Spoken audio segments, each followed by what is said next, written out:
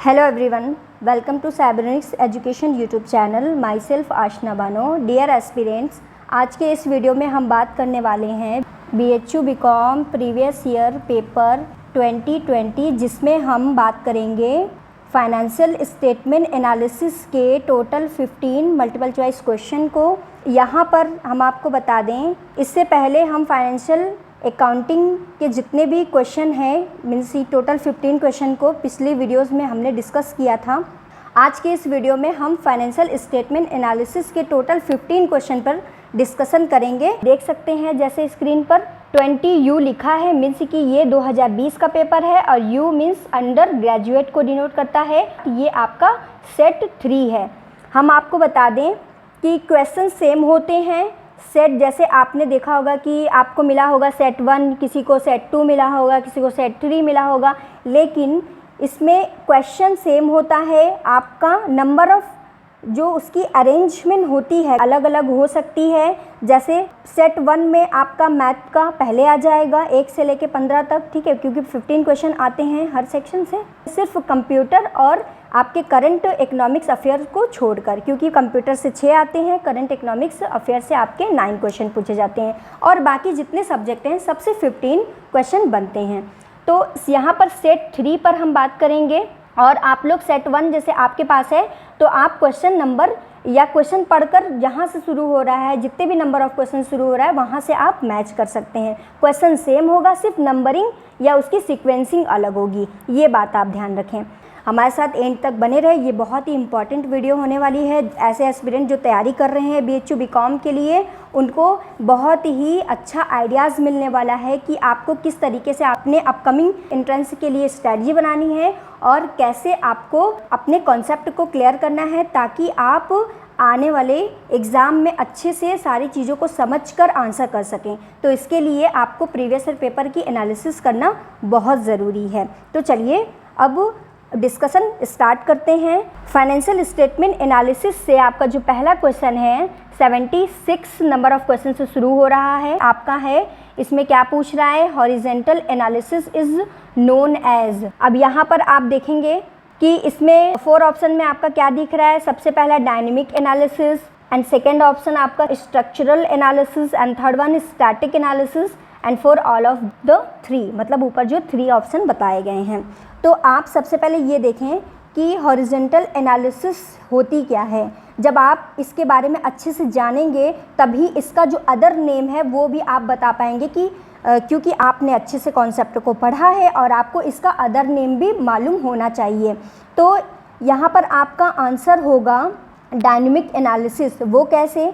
आपका second option नहीं होगा, थर्ड ऑप्शन नहीं होगा और ये तो बिल्कुल भी नहीं होगा, क्योंकि यहाँ पर जो structural analysis and static analysis ये दोनों ही आपके क्या हैं? वर्टिकल एनालिसिस के अदर्स नेम हैं। ये भी आपका क्या है? वर्टिकल एनालिसिस के अदर्स नेम है। मतलब वर्टिकल एनालिसिस को structural analysis and static analysis से भी जाना जाता है। तो इस तरीके से आप देखेंगे यहाँ पर कि हॉरिजॉन्टल एनालिसिस यहाँ पर पूछी जा रही है। तो ये भी आपके ऑप्शन गलत हैं, ये भी ऑप्शन गलत है। उस हिसाब से देखा जाए तो ये भी हो गया गलत, क्योंकि इसमें क्या बोल दिया? All of the 3। तो क्या हॉरिजॉन्टल एनालिसिस को dynamic analysis, structural analysis and static analysis भी बोलते हैं? नहीं, क्योंकि structural analysis and static analysis तो आपके वर्टिकल का फॉर्म है, मतलब अदर्स नेम है। तो आपका आंसर क्या होगा? Dynamic analysis is the right answer. अब आगे चलते हैं। सेकेंड क्वेश्चन आपका फाइनेंशियल स्टेटमेंट एनालिसिस से question number 77। Comparative statements are the form of. तुलनात्मक विवरण प्रारूप है किसका?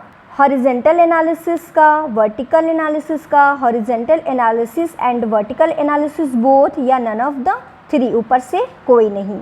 तो कंपैरेटिव स्टेटमेंट्स जैसा कि आप इसके बारे में पढ़ते हैं, ये आपके क्या हैं? फाइनेंशियल एनालिसिस के मेथड हैं जिनके थ्रू आप फाइनेंशियल स्टेटमेंट की एनालिसिस करते हैं। तो आपको बता दें, जितने भी कंपैरेटिव स्टेटमेंट आपकी एनालिसिस की जाती है वो सब हॉरिजॉन्टल एनालिसिस का पार्ट होते हैं। और इसमें यहाँ पर कंपैरेटिव स्टेटमेंट से ये मतलब होता है कि आप किसी भी ऑब्जेक्ट को अदर ऑब्जेक्ट से क्या करते हैं? कंपैरिजन करते हैं, मतलब ए कंपेयर टू बी। ओके, तो जैसे मान लीजिए आपका यहाँ पर कंपैरेटिव स्टेटमेंट है, तो ये आपके 2019 का बैलेंस शीट हम ले लेते हैं और यहाँ पर 2020 का बैलेंस शीट ले लेते हैं। तो देखिए अब हम क्या करेंगे, जितने भी बैलेंस शीट के आइटम होंगे इस पर्टिकुलर ईयर के, तो इनसे और इनसे हम लोग क्या करेंगे, कंपैरिजन करेंगे। जितने भी आइटम इसमें होंगे, एसेट्स के हों या लायबिलिटीज़ के हों, सभी तो कंपैरेबल होता है। तो जितनी भी हॉरिजेंटल एनालिसिस होती है, उनका जो अदर फॉर्म ऑफ एनालिसिस है वो क्या है, आपका कंपैरेटिव स्टेटमेंट। आपने पढ़ा होगा एफएसए में। तो ये क्या होता है, इस एनालिसिस में 2 या 2 से अधिक वर्षों के फाइनेंशियल स्टेटमेंट की एनालिसिस की जाती है और इसे हम लोग और भी नामों से जानते हैं। जैसे यहाँ पर आपका हॉरिजेंटल एनालिसिस दिया है, तो ये आपका क्या होगा, आंसर होगा। कंपैरेटिव स्टेटमेंट्स जो हैं आपका हॉरिजेंटल एनालिसिस का ही पार्ट है। इन्हें हम लोग इंट्रा फर्म एनालिसिस भी बोलते हैं। इंट्रा फर्म एनालिसिस का मतलब क्या होता है, इसमें आपका किसी सेम फर्म के अदर ईयर्स के, मतलब जैसे अभी यहाँ पर हमने एग्जांपल लिया ना 2019 एंड 20 के सेम फर्म के, मतलब ये जैसे मान लीजिए यहाँ पर एक कंपनी ले लेते हैं ABC लिमिटेड, तो ABC लिमिटेड का ही दोनों ईयर का फाइनेंशियल स्टेटमेंट की एनालिसिस करते हैं, जिसे हम लोग क्या बोलते हैं, intra firm analysis. Trend analysis भी इसे बोलते हैं, टाइम सीरीज एनालिसिस भी बोलते हैं। आपने पहले क्वेश्चन में देखा होगा कि अदर्स नेम पूछ रहा है, तो आप ये इससे अंदाज़ा लगा सकते हैं कि 20 में जब ये पूछ दिया है तो अब 21 में क्या पूछ सकता है। जैसे डायनेमिक एनालिसिस की जगह क्या पता ट्रेंड एनालिसिस दे दे। तो अब आप तो पढ़े रहेंगे कि ये तो डायनेमिक एनालिसिस होता है हॉरिजॉन्टल का, लेकिन आपको ये भी पता होना चाहिए कि हॉरिजॉन्टल एनालिसिस के कई नाम होते हैं। जैसे इसको इंट्रा फर्म एनालिसिस भी बोलते हैं, ट्रेंड एनालिसिस भी बोलते हैं, इसे टाइम सीरीज एनालिसिस भी बोलते हैं, जिसमें कंपैरेटिव हो, मतलब ऐसे ऑब्जेक्ट जो कि कंपैरेबल हो अदर ऑब्जेक्ट से, तो वो आपके क्या हो जाते हैं, हॉरिजॉन्टल एनालिसिस में आते हैं, जिसमें टाइम सीरीज़ का भी आपका होता है कि मतलब कि समय के साथ साथ क्या क्या चेंजेस आ रहे हैं। जैसे हमारे एसेट्स की वैल्यू 2019 में ये थी, तो 20 में क्या होगी, ठीक। तो इस तरीके का कुछ इसका फॉर्मेट है, तो ये आपके हॉरिजॉन्टल एनालिसिस में आते हैं। इस तरीके से देखा जाए तो आपका ये भी वर्टिकल एनालिसिस अभी हमने बताया, हॉरिजॉन्टल और ये बोथ हो नहीं सकता, ये भी नहीं हो सकता। आपका आंसर क्या होगा, first is the right answer. अब आगे चलते हैं, यहाँ पर चलेंगे question number 78। Vertical analysis uses financial data of a company for, मतलब कितने वर्षों के लिए। लंबवत विश्लेषण एक कंपनी के वित्तीय संबंधों का प्रयोग करती है, कितने वर्षों के लिए, सेवरल ईयर्स के लिए, 1 ईयर के लिए, 2 ईयर्स के लिए, नन ऑफ द 3, मतलब ऊपर में से कोई नहीं। यहाँ पर आप जैसा कि वर्टिकल एनालिसिस के बारे में पढ़ें, उसका कॉन्सेप्ट आपको क्लियर है कि ये एक सर्टेन पीरियड ऑफ टाइम के लिए इसकी एनालिसिस की जाती है। जैसे कि आपका एक किसी भी बिजनेस में फाइनेंशियल स्टेटमेंट तैयार किए जाते हैं, उसके एक पर्टिकुलर डेट होती है ना। जैसे आप बैलेंस शीट बनाते हो, इनकम स्टेटमेंट बनाते हो, उसकी पर्टिकुलर डेट है 1 ईयर। तो ये एनालिसिस भी क्या है, 1 साल के डेटा को यूज़ करती है। तो इसका आंसर क्या होगा, 1 ईयर। तो सेवरल ईयर नहीं होगा, क्योंकि कंपैरेटिव बैलेंस ये हॉरिजॉन्टल एनालिसिस में आता है। 2 ईयर्स भी हॉरिजॉन्टल एनालिसिस में आता है, ना कि आपके वर्टिकल एनालिसिस में। तो इस लिहाज से देखा जाए तो आपका आंसर क्या होगा, second is the right answer. अब यहाँ पर वर्टिकल एनालिसिस के बारे में हम बात कर लेंगे थोड़ा सा। देखिए वर्टिकल एनालिसिस जो है आपकी, जैसे आप एक एग्जांपल यहाँ पर ले सकते हैं, रेशियो एनालिसिस। तो देखिए सेम ईयर के फाइनेंशियल डेटा को कंसीडर करते, जैसे मैंने इनकम स्टेटमेंट यहाँ पर कंसीडर किया, ओके, इनकम स्टेटमेंट, तो इसमें आपका क्या होगा, सेल्स की एनालिसिस करेंगे, ठीक है, ग्रॉस प्रॉफिट रेशियो निकालेंगे, नेट प्रॉफिट रेशियो निकालेंगे। तो इस तरीके से आपका क्या होता है, स्टैटिक एनालिसिस है, जो कि क्वांटिटेटिव एप्टीट्यूड को, जो इसका क्वांटिटेटिव एप्टीट्यूड है, बिहेव है, उसको क्या करती है, एनालिसिस करती है। तो इस तरीके से वर्टिकल एनालिसिस क्या है आपकी, जो कि स्टैटिक है, स्ट्रक्चरल नेचर की है, और ये किसी सेम फर्म के डेटा को क्या करती है, एनालिसिस करती है। तो अब यहाँ पर हम बहुत ज़्यादा डिस्कशन नहीं करेंगे, क्योंकि हम लोग को और भी क्वेश्चन पे ध्यान देना है।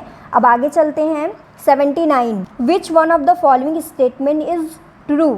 मतलब कि निम्नलिखित में से कौन सा कथन सत्य है। पहला ऑप्शन है liquidity ratios measure long term solvency of the concern या of the firm.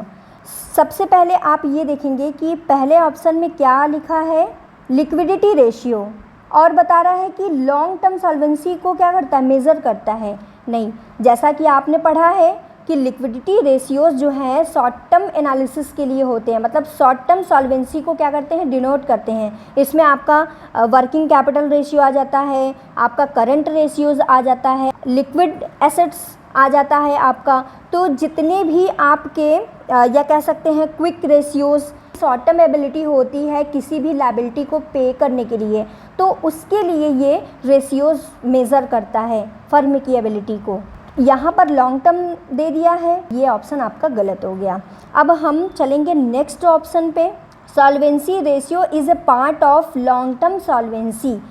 Solvency ratios जितने होते हैं, जैसे डेब्ट इक्विटी रेशियो, ठीक, तो डेब्ट इक्विटी रेशियो क्या है आपका, ये फर्म की लॉन्ग टर्म सॉल्वेंसी को डिनोट करता है कि फर्म के पास इतनी एबिलिटी है कि वो अपने लॉन्ग टर्म जो भी लोन वगैरह हैं, जो भी उनके डिबेंचर्स हैं, उनका पेमेंट कर सकती है, उतनी एबिलिटी है। ये मतलब लाइन आपकी क्या है, ये स्टेटमेंट ट्रू है, तो इसे हम टिक करेंगे। अब आगे देखेंगे, stock is a part of liquid assets. जैसा कि आपने कॉन्सेप्ट में पढ़ा है कि जब लिक्विड एसेट्स आप निकालते हैं तो उसमें से स्टॉक को क्या करते हैं, स्टॉक को डिडक्ट करते हैं, और साथ ही यदि कोई प्रीपेड होता है तो उसको भी आप क्या करते हैं, डिडक्ट करते हैं, क्योंकि ये क्विक लिक्विडिटी नहीं प्रोवाइड कर पाता। जैसे आपका कैश हो गया या कैश के इक्विवेलेंट जितने भी आइटम होते हैं या फिर मार्केटेबल सिक्योरिटी, तो ये सभी कैशेबल है, मतलब कि इन्हें तुरंत मार्केट में कैश आउट किया जा सकता है, लेकिन स्टॉक को तुरंत नहीं किया जा सकता। इसीलिए लिक्विड एसेट्स को पाने के लिए आपको स्टॉक को क्या करना होगा, डिडक्ट करना होगा, अलग करना होगा। लेकिन ये क्या कह रहा है, stock is a part of liquid assets, तो ये तो स्टेटमेंट बिल्कुल भी सही नहीं है, ये गलत स्टेटमेंट है, इसलिए ये भी ऑप्शन गलत हो गया, ये भी ऑप्शन गलत हो गया। Gross profit ratio measures overall profitability of a concern.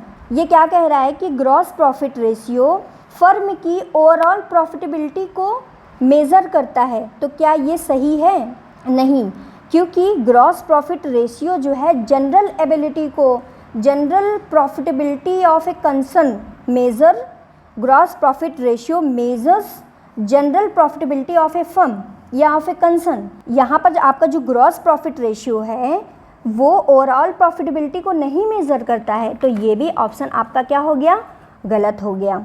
Gross profit ratio जो है ग्रॉस प्रॉफिट मार्जिन को बताता है, जिसमें सेलिंग प्राइस को डिटरमाइन करना और जितनी भी ऑपरेटिव एक्टिविटी होती है, मतलब जनरल जो कि बिजनेस में डे टू डे होती रहती है, वो उस एबिलिटी को या कह सकते हैं प्रॉफिटेबिलिटी को मेज़र करता है, ना कि ओवरऑल प्रॉफिटेबिलिटी। अगर से हम ये देख लें कि इस क्वेश्चन से आपको किस टाइप के कॉन्सेप्ट को क्लियर करना है और आगे आने वाले क्वेश्चन में किस तरीके के क्वेश्चन एक्सपेक्टेड क्वेश्चन बन सकते हैं। जैसे मान लीजिए ग्रॉस प्रॉफिट रेशियो आपको पता है कि जनरल प्रॉफिटेबिलिटी को करता है मेज़र, ओके, तो ओवरऑल प्रॉफिटेबिलिटी को लेकर भी बन सकते हैं क्वेश्चन। तो आपको पता होना चाहिए कि ओवरऑल प्रॉफिटेबिलिटी रेशियोज कौन कौन से होते हैं। जैसे आपका return on share holder funds हो गया, रिटर्न ऑन इक्विटी कैपिटल, ये सारे तो हैं ही। सबसे इम्पॉर्टेंट अर्निंग पर शेयर, जो कि बहुत ही आप लोगों ने इसका कॉन्सेप्ट पढ़ा होगा, अर्निंग पर शेयर, ये तो आप जानते ही होंगे। ये ओवरऑल प्रॉफिटेबिलिटी रेशियोज हैं, ना कि ग्रॉस प्रॉफिट। तो इस तरीके का जब आप कॉन्सेप्ट क्लियर करेंगे एक क्वेश्चन से, जैसे ये 4 ऑप्शन है ना आपके, तो 4 तरीके के क्वेश्चन आप बना सकते हैं इससे। और ये क्योंकि ऐसे ही पेपर में आता है, जो क्वेश्चन आपके प्रीवियस ईयर में पूछा जाता है उन्हीं से क्वेश्चन बनाए जाते हैं, ताकि आपका कॉन्सेप्ट वही रहेगा लेकिन वे अलग हो जाएगा पूछने का। तो इसलिए आपको बहुत ही अच्छे से पढ़ना है। तो चलिए अब आगे चलते हैं। 79 का आपका आंसर क्या है, second option is the right answer, solvency ratio is a part of long term solvency. आगे चलते हैं, question number 80, current ratio is 2:5, current liabilities 25,000, the amount of current assets will be. यहाँ पर देखिए आपका करंट रेशियो दे दिया है और करंट लायबिलिटीज़ का अमाउंट भी दे दिया है आपको पता क्या लगाना है, करंट एसेट्स क्या होगी। तो सबसे पहले आप ये जान लें कि करंट रेशियो का फॉर्मूला क्या होता है। यहाँ पर current assets upon current liability, ये है फॉर्मूला। और करंट रेशियोज कितना दिया है आपका, 2:5 दिया है। तो इस तरीके से करंट एसेट्स आपको पता लगानी है, एक्स की वैल्यू पता लगानी है, और यहाँ पर करंट लायबिलिटी का अमाउंट दे रखा है। और आप ये इस तरीके से भी आप कर सकते हैं। तो इसको जब हम सॉल्व करेंगे तो आपका 10,000 आएगा। ये हो गया एक्स की वैल्यू 2:, ये आपका सॉल्व करके 10,000 आएगा। Third is the right answer. आगे चलते हैं। What is gross profit ratio. Gross profit ratio क्या है आपको बताना है। सारे जितने भी यहाँ पर आपके जो आइटम दिए हुए हैं ग्रॉस प्रॉफिट रेशियो को निकालने के लिए, उसको आपको देखना होगा। चलिए अब इसको हम आगे देखते हैं कि क्या आने वाला है आंसर। ग्रॉस सेल आपकी कितनी दी हुई है, 7,60,000। सेल्स रिटर्न दिया हुआ है 40,000। नेट प्रॉफिट आफ्टर इंटरेस्ट दिया हुआ है 40,000। इनडायरेक्ट एक्सपेंसेस दिया हुआ 60,000 and interest paid on debentures आपका 20,000। तो सबसे पहले आपको ये देखना है कि ग्रॉस प्रॉफिट रेशियो का फॉर्मूला क्या होता है। सबसे पहले आप फॉर्मूला यहाँ पर लिखेंगी। ग्रॉस प्रॉफिट रेशियो का फॉर्मूला क्या है, gross profit multiplied by 100 upon net sales. यहाँ पर आप जानें कि gross profit ratio profitability ratio, और जितने भी प्रॉफिटेबिलिटी रेशियोज होते हैं वो सभी परसेंटेज में आते हैं। आपको ये भी पता होना चाहिए, आपका आंसर भी परसेंटेज में होगा। वैसे तो यहाँ पर चारों परसेंटेज में ही दिया है, तो इसमें कोई डिफ़िकल्टी नहीं होने वाली है। यदि आपका अमाउंट में दे दिया रहता तब तो जो परसेंटेज है वही आपका आंसर होता है। जैसे मान लीजिए कि ये तीनों ही अमाउंट में होता और एक आपका परसेंटेज में होता, तो आपका परसेंटेज में ही आने वाला है आंसर। ये जाने, आपका जितने भी प्रॉफिटेबिलिटी रेशियोज हैं वो सब परसेंटेज में आते हैं। चलिए तो अब इसको स्टार्ट करते हैं, सॉल्व करके देखते हैं आंसर क्या आता है। यहाँ पर दिया है ग्रॉस सेल। अब हमको हमारे फॉर्मूले के अकॉर्डिंग हमें नेट सेल निकालना है, और इसमें सेल्स रिटर्न भी दिया हुआ है। तो सेल्स रिटर्न को क्या करेंगे, घटा देंगे, मतलब डिडक्ट कर देंगे। यहाँ पर आपका नेट सेल्स इक्वल -40,000 जो आपका सेल्स रिटर्न है, इसको मैंने लिया है, कंसिडर किया है। तो ये आपका आ जाएगा 7,20,000। ये आपका नेट सेल्स आ गया। अब हमें क्या निकालना है, ग्रॉस प्रॉफिट निकालना है। ग्रॉस प्रॉफिट जैसा कि आप यहाँ पर देख रहे हैं कि यहाँ पर नेट प्रॉफिट आफ्टर इंटरेस्ट दिया हुआ है। तो ग्रॉस प्रॉफिट को निकालने के लिए हमें सब ऐड करना होगा। यहाँ पर जो नेट प्रॉफिट है वो आपका 40,000 है, जो कि इंटरेस्ट के बाद का है। एंड इनडायरेक्ट एक्सपेंसेस, जैसा कि आप जानते हैं कि जब आप ग्रॉस प्रॉफिट निकालते हैं तो उसमें सभी इनडायरेक्ट एक्सपेंसेस क्या होते हैं, ऐड किए जाते हैं। लेकिन जब आप नेट प्रॉफिट बनाते हैं तो सभी इनडायरेक्ट एक्सपेंसेस को कंसीडर किया जाता है। तो अब यहाँ पर हमें ग्रॉस प्रॉफिट लाना है, तो हम क्या करेंगे, ऐड करेंगे, इनडायरेक्ट एक्सपेंसेस को भी ऐड करेंगे। यहाँ पर 60,000 आपका इनडायरेक्ट एक्सपेंसेस है।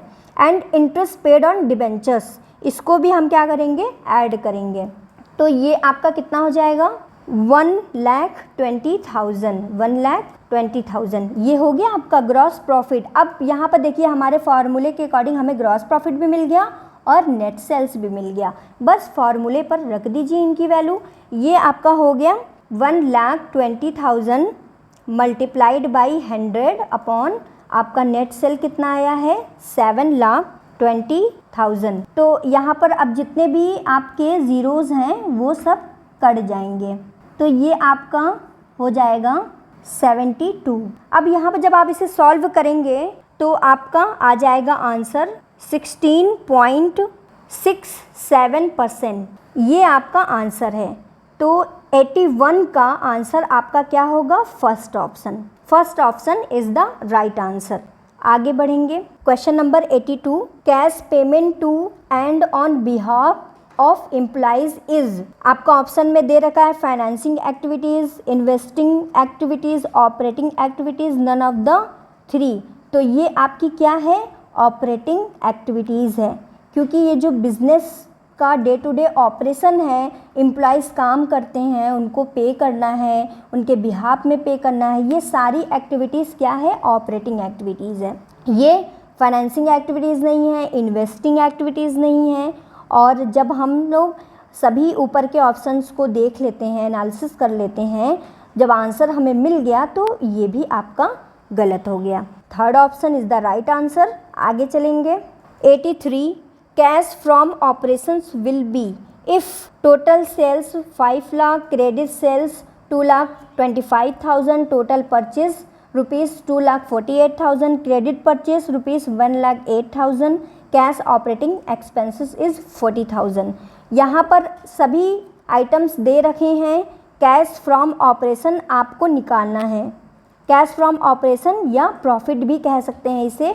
तो ये आपका कैसे निकलेगा, इसे सबसे पहले आप ये देखें कि इसमें सेल की वैल्यू दी हुई है, इसमें क्रेडिट सेल भी दिया हुआ है, परचेस टोटल दिया हुआ है और क्रेडिट परचेस दिया हुआ है, कैश ऑपरेटिंग एक्सपेंसेस भी दिया हुआ है। तो सबसे पहले आप इसमें क्या करेंगे, नेट सेल्स निकालेंगे, क्योंकि जब नेट सेल्स में से परचेस को डिडक्ट करेंगे तभी आपका क्या आएगा, कैश फ्रॉम ऑपरेशन आएगा। तो यहाँ पर सबसे पहले आपको क्या करना है, नेट सेल्स निकालना है। नेट सेल्स, टोटल सेल्स में से आपको जो क्रेडिट सेल्स है उससे आप डिडक्ट करेंगे। क्रेडिट सेल्स कितना है, 2,25,000। इसको जब आप डिडक्ट करेंगे तो आपका आ जाएगा नेट सेल्स 2,75,000। ये आपके पास नेट सेल्स मिल गई। अब यहाँ पर हम निकालेंगे नेट परचेस। नेट परचेस भी आपका वैसे ही आएगा। टोटल परचेस कितना दिया है, 2,48,000 माइनस कर देंगे जो आपका क्रेडिट परचेस है 1,08,000। अब आपका डिडक्ट करने पर आएगा 1,40,000। अब इसमें हम क्या करेंगे, ऐड करेंगे जो एक्सपेंसेस दिया हुआ है, कैश ऑपरेटिंग एक्सपेंसेस, मतलब इतनी जो एक्टिविटी हुई है उन पर एक्सपेंसेस जो हुआ है उसको भी हम यहाँ पर ऐड कर देंगे। तो ये आपका कितना हो जाएगा, 1,80,000। अब आपको कैश फ्रॉम ऑपरेशंस निकालना है। तो कैश फ्रॉम ऑपरेशन आपका होगा, ये जो नेट सेल्स है, नेट सेल्स में से नेट परचेस आप निकालेंगे तो आपका क्या आ जाएगा, cash from operations. Net sales आपका है 2,75,000 माइनस 1,80,000, कितना हो गया आपका, ये आपका आ जाएगा। अब ऑप्शन देखेंगे, ये 4 option is the right answer. आगे चलते हैं। Question number 84, which one of the following activities related to financing activities.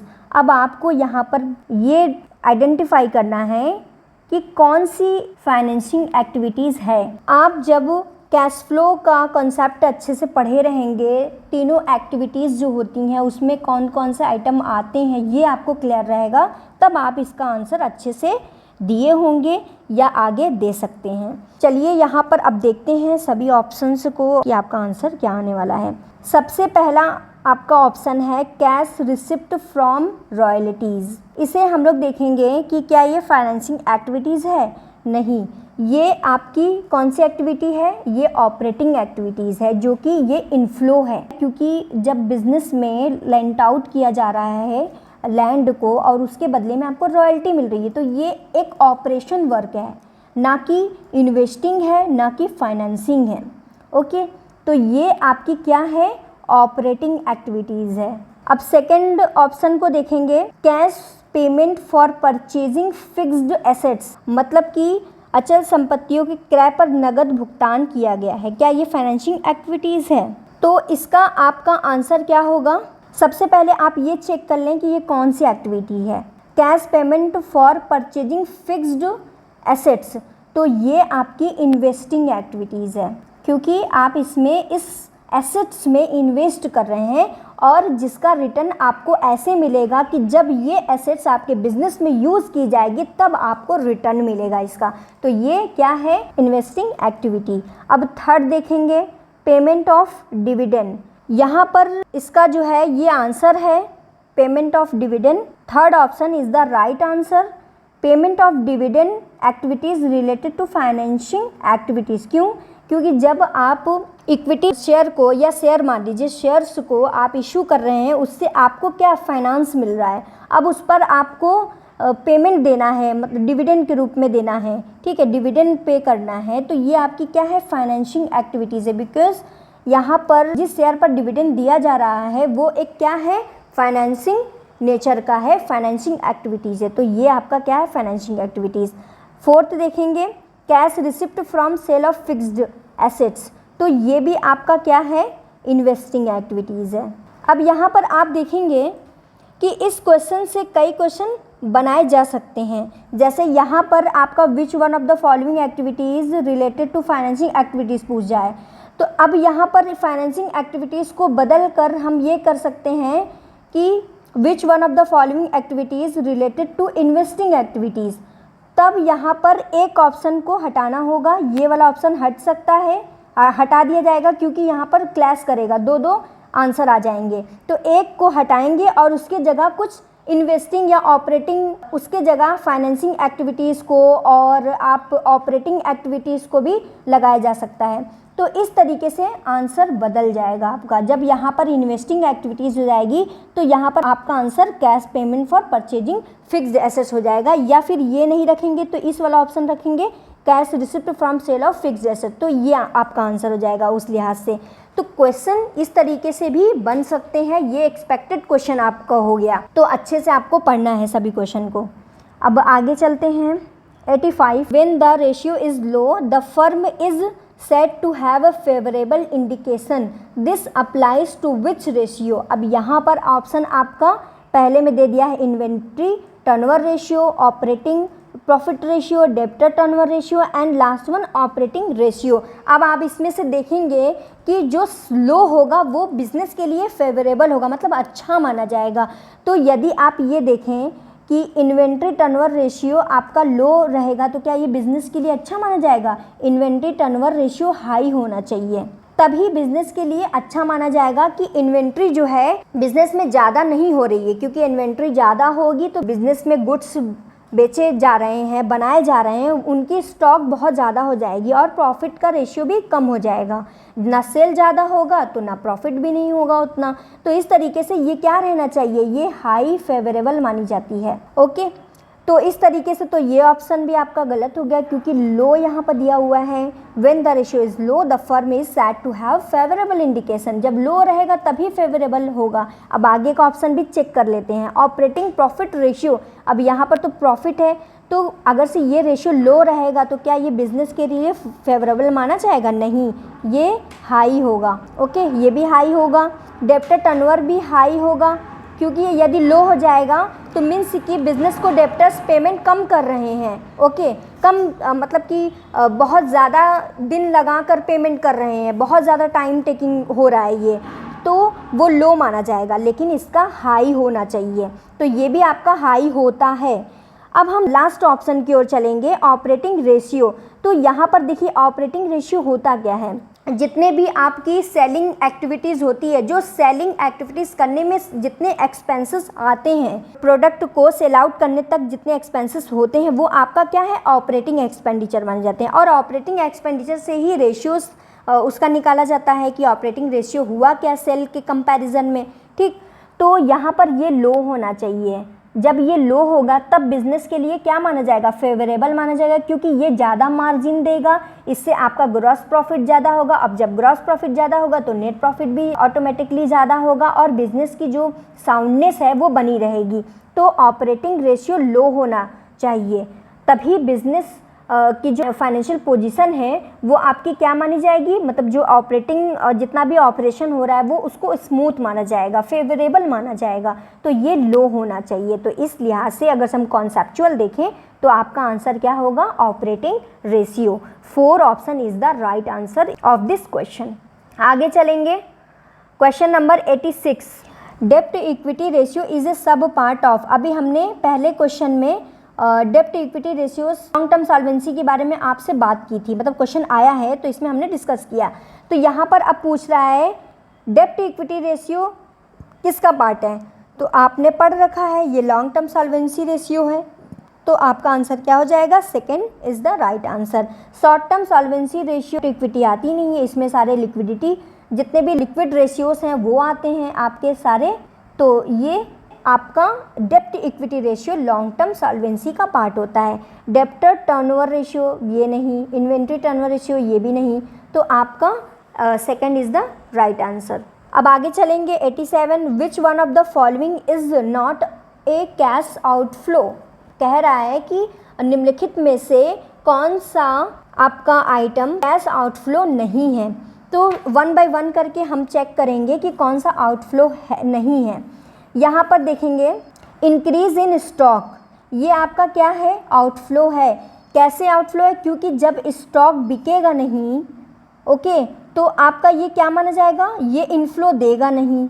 जब इनफ्लो नहीं देगा तो ये आपका ऑटोमेटिकली ये कैश आउटफ्लो बन जाएगा। तो ये आइटम देखिए, ये क्वेश्चन बहुत ही डीप क्वेश्चन आया है। जब आप अच्छे से कॉन्सेप्ट को पढ़ रखेंगे कैश फ्लो का, तभी आप इसका आंसर सही किए होंगे।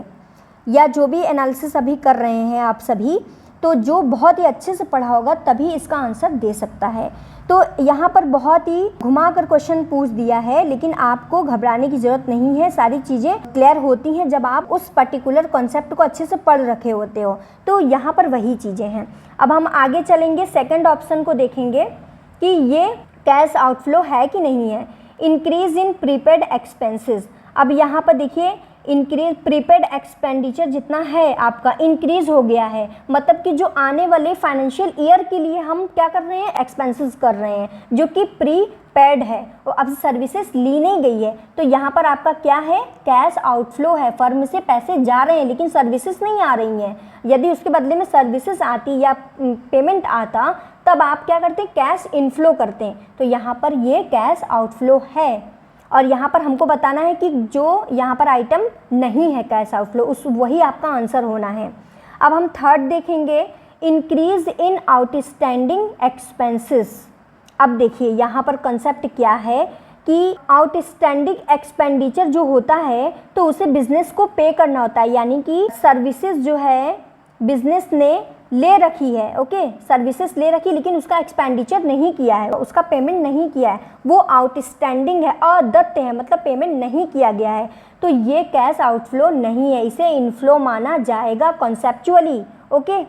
तो इस तरीके से ये कैश आउटफ्लो नहीं है। अब फोर्थ भी देख लेंगे, इंक्रीजेज इन बिल्स रिसीवेबल। तो देखिए जब आपका बिल्स रिसीवेबल में इंक्रीज हो रहा है, मतलब बिल्स लिखी जा रही है, बिल्स में आपका इंक्रीज होता है, ये क्या है, आपका कैश आउटफ्लो है, क्योंकि अभी पेमेंट नहीं मिला है।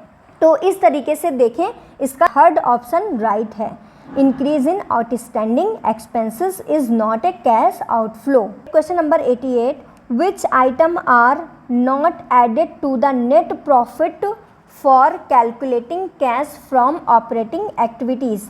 मतलब ये कह रहे हैं, इस क्वेश्चन का ये मतलब है कि कौन सा आइटम नेट प्रॉफिट और कैश फ्रॉम ऑपरेटिंग एक्टिविटीज़ को बनाने के लिए या कैलकुलेट करने के लिए नहीं जोड़ा जाएगा।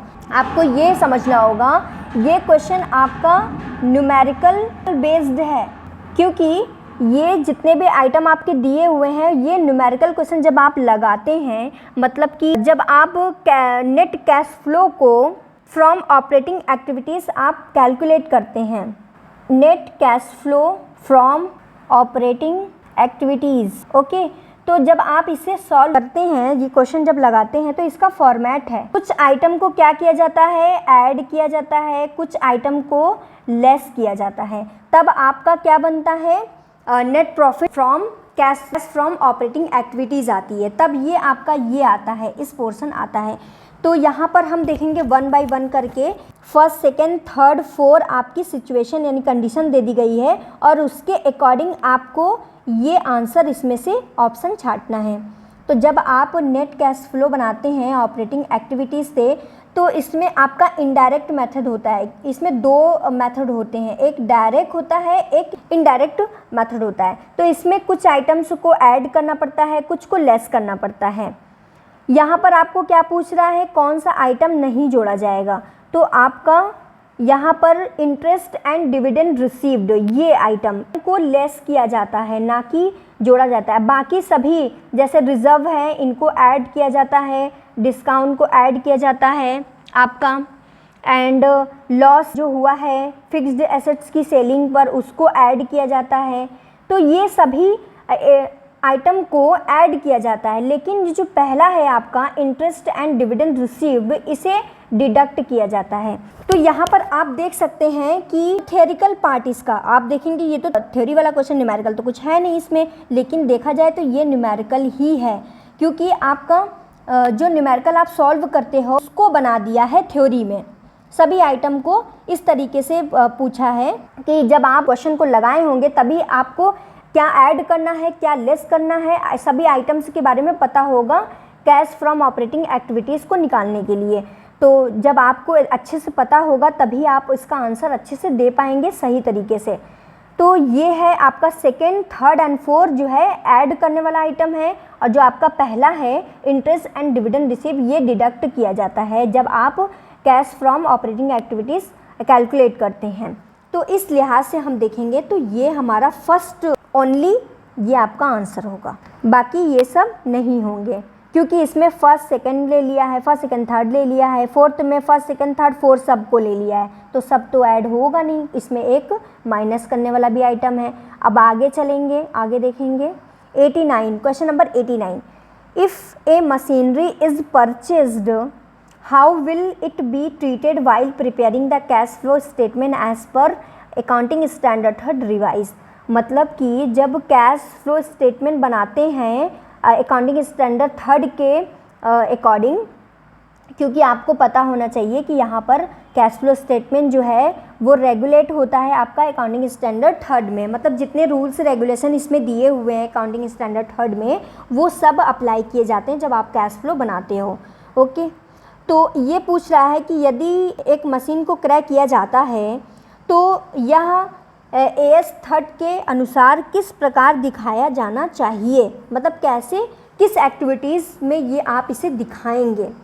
तो जैसा कि आप पढ़े हैं तीनों एक्टिविटी, आपको सभी चीज़ें पता होंगी कि ये क्या पूछ रहे हैं। ये आपका इन्वेस्टिंग एक्टिविटी थे, जैसा कि हमने अभी पहले वाले क्वेश्चन को एक्सप्लेन किया था तो उसमें सभी एक्टिविटीज़ को देखा था। यहाँ पर मशीनरी को परचेस कर रहे हैं बिजनेस में तो ये इन्वेस्ट कर रहे हैं, तो ये इन्वेस्टिंग एक्टिविटीज़ है। एंड ये परचेजिंग एक्टिविटी तो बिल्कुल भी ये तो होती ही नहीं है आपके कैश फ्लो में। तीन ही एक्टिविटी है आपकी, operating activities, investing activities and financing activities, तो ये दोनों भी नहीं है। Second is the right answer of this question. आगे देखते हैं question number 90, the main objective of common size statement of profit and loss is, मतलब समान आकार वाले लाभ हानि विवरण का मुख्य उद्देश्य क्या होता है, मतलब ये क्यों बनाया जाता है। यहाँ पर आपका क्या पूछा है, common size statement of profit and loss. यहाँ पर कॉमन साइज बैलेंस शीट भी होता है, कॉमन साइज बैलेंस शीट, तो इसमें जो है आपका ये इस्टेब्लिश करता है। तो अब हम आगे बढ़ते हैं, last one is 90 question number 90, the main objective of common size statement of profit and loss is, ये पूछ रहा है समान आकार वाले लाभ हानि विवरण का मुख्य उद्देश्य क्या होता है। अब यहाँ पर हम देखेंगे वन बाय वन सभी ऑप्शन को। To represent change in assets and liabilities, सबसे पहले आप ये देखें कि स्टेटमेंट तो आपका प्रॉफिट एंड लॉस का पूछ रहा है, तो यहाँ पर एसेट्स एंड लायबिलिटीज़ को क्यों कंसीडर करेगा, मतलब क्या इसका उद्देश्य होगा। तो ये भी ऑप्शन आपका क्या हो गया, ये ऑप्शन आपका गलत है। अब सेकंड देखेंगे, टू जज द फाइनेंशियल साउंडनेस, टू जज द फाइनेंशियल साउंडनेस, जैसा कि आप जानते हैं कि जो आपका profit and loss income statement है वो जनरल आपकी प्रॉफिटेबिलिटी को बताता है, ओके, टोटल पोजीशन को नहीं बताता है। ये आपका पार्ट है फाइनेंशियल स्टेटमेंट का, क्योंकि ये फाइनेंशियल पोजीशन पता लगाने में मदद तो करता है, लेकिन इसे ओवरऑल नहीं कह सकते हैं। ये इनकम स्टेटमेंट जिससे सिर्फ इनकम पता चलती है, कंपनी की पूरी जानकारी नहीं पता चलती है कि फर्म की एक्चुअल पोजीशन क्या है, सिर्फ प्रॉफिट एंड लॉस की कंडीशन पता चलती है इससे कि फर्म प्रॉफिट में है कि लॉस में चल रहा है। तो टू जज द फाइनेंशियल साउंडनेस ये कैसे कह सकते हैं, इसका ऑब्जेक्टिव ये नहीं होता है, तो ये भी आपका गलत हो गया। अब हम थर्ड ऑप्शन की ओर, to establish relationship between revenue from operations and other item of the statement of the profit and loss, मतलब कि लाभ हानि विवरण में परिचालन से आय तथा, परिचालन का मतलब यहाँ पर आपका ऑपरेशन, रेवेन्यू फ्रॉम ऑपरेशन, परिचालन से आय तथा अन्य आयों के बीच संबंध स्थापित करना है। ऑल ऑफ द थ्री, ये तो नहीं होगा, जब दो ऑप्शन ऊपर कट ही चुके हैं तो ऑल ऑफ द थ्री कैसे कर सकते हैं, तो ये भी ऑप्शन आपका गलत। तो बचा क्या, third is the right answer. Third option ये क्या है, 90 क्वेश्चन का third option is the right answer. ये रिलेशनशिप इस्टेब्लिश करता है, ये आपका revenue from operations and other item of the statement of profit and loss. अब यहाँ पर हम थोड़ा सा कॉन्सेप्ट को बता देते हैं। कॉमन साइज स्टेटमेंट, जिसमें आपका कॉमन साइज बैलेंस शीट आता है और प्रॉफिट एंड लॉस आता है। कॉमन साइज में ये दो आते हैं, दो स्टेटमेंट आते हैं। और जब हम यहाँ पर बात कर रहे हैं प्रॉफिट एंड लॉस की, तो सबसे पहले कॉमन साइज स्टेटमेंट को आप जान लें कि कॉमन साइज स्टेटमेंट होता क्या है। कॉमन साइज इनकम स्टेटमेंट और balance sheet, various item are express in terms of percentage of net sale और टोटल एसेट्स एंड लायबिलिटीज़। मैंने ये क्यों बोला टोटल एसेट्स एंड लायबिलिटीज़, क्योंकि जब आप कॉमन साइज स्टेटमेंट बनाते हैं तो ये दो टाइप का होता है आपका। इसमें आपका प्रॉफिट एंड लॉस, मतलब common size statement profit and loss का होता है, एक होता है आपका बैलेंस शीट का। ओके, तो यहाँ पर जब हम प्रॉफिट एंड लॉस का बनाते हैं स्टेटमेंट, तब हम नेट सेल्स को कंसीडर करते हैं, और जब हम बैलेंस शीट का बनाते हैं तब हम लोग क्या लेते हैं, टोटल एसेट्स लेते हैं एंड टोटल लायबिलिटीज़ को लेते हैं। इस तरीके से यहाँ पर कंसीडर किया जाता है। तो कॉमन साइज स्टेटमेंट में यही होता है कि एक किसी पर्टिकुलर ईयर के प्रॉफिट एंड लॉस अकाउंट या बैलेंस शीट में होने वाले जितने आइटम होते हैं उन सभी का रिलेशनशिप बताते हैं, इस्टेब्लिश करते हैं वेरियस आइटम से। जैसे प्रॉफिट एंड लॉस अकाउंट का हमें बताना है तो हम क्या देखेंगे, जैसे सेल्स का देखेंगे, ओके, और आपका बहुत सारे आइटम हो गए, जैसे परचेस का देख लेंगे, परचेस देखेंगे, डायरेक्ट एक्सपेंडिचर देखेंगे, डायरेक्ट एक्सपेंसेस। तो जैसे हमें डायरेक्ट एक्सपेंसेस का निकालना है तो इसका फॉर्मूला होता है, फॉर्मूला तो डायरेक्ट एक्सपेंसेस को हम लोग यहाँ पर लिखेंगे। इसको आप ऐसे समझें कि जब आपको परसेंटेज में रिलेशन को बताना है कॉमन साइज इनकम स्टेटमेंट में जितने आइटम हैं, और ये नेट सेल्स को लेकर, मतलब नेट सेल्स को कंसीडर किया जाता है और उससे कंपैरिजन किया जाता है यहाँ पर। तो आपने यहाँ पर देखा इसका आंसर क्या होगा, थर्ड होगा। उसी तरीके से जैसे इस क्वेश्चन में आपका common size statement of profit and loss का दे दिया है, उसी तरीके से आपका expected question common size statement of balance sheet बन सकता है, या कॉमन साइज बैलेंस शीट का भी पूछा जा सकता है। तो यहाँ आप देखेंगे कि आपको कितने अच्छे से कॉन्सेप्ट को पढ़ना है ताकि आप आंसर को सही तरीके से कर सकें, लगा सकें। कॉमन साइज स्टेटमेंट में प्रॉफिट एंड लॉस में नेट सेल्स को कंसीडर किया जाता है, मतलब कह सकते हैं कि कॉमन साइज इनकम स्टेटमेंट में जितने भी आइटम्स होते हैं उन सभी आइटम्स को नेट सेल्स के परसेंटेज में दिखाया जाता है, मतलब एक्सप्रेस किया जाता है। और परसेंटेज में है तब ये, यदि परसेंटेज में हम इसे निकालेंगे तो ये क्या होगा, कंपैरेबल भी होगा। मतलब कि जैसे मान लीजिए यहाँ पर एक एग्जांपल लेते हैं, 2019 का प्रॉफिट एंड लॉस अकाउंट है, ओके, एंड 2020 का प्रॉफिट एंड लॉस स्टेटमेंट है। तो जितने भी आइटम आपके 19 में होंगे एंड 20 में होंगे उन सब का कंपैरिजन करना है। तो जैसे यहाँ पर ग्रॉस सेल है तो उसका कंपैरिजन होगा कि जो ग्रॉस सेल 2019 में थी तो क्या वो 20 में होगी, मतलब 20 में कितनी है ग्रॉस सेल, फिर उसमें कोई रिटर्न होगा, डिडक्ट कर देंगे। एंड उसी तरीके से बहुत सारे आइटम्स हैं, कुछ लेस करने वाले हैं, कुछ जोड़ने वाले हैं। जैसे कि आपका कॉस्ट ऑफ सेल्स ये लेस होगा एंड आपका टोटल इनकम या अदर्स इनकम को ऐड करेंगे।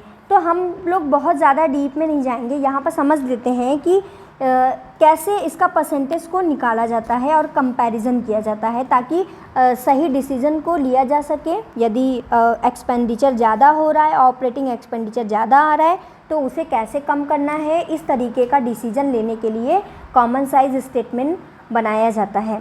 और यही मेन उसका ऑब्जेक्ट भी है कि आपको ये पता लगे कि जितना भी आपका रिवेन्यू है और जितने आइटम हैं उनसे कितना, मतलब सेल का वो कितने परसेंटेज है।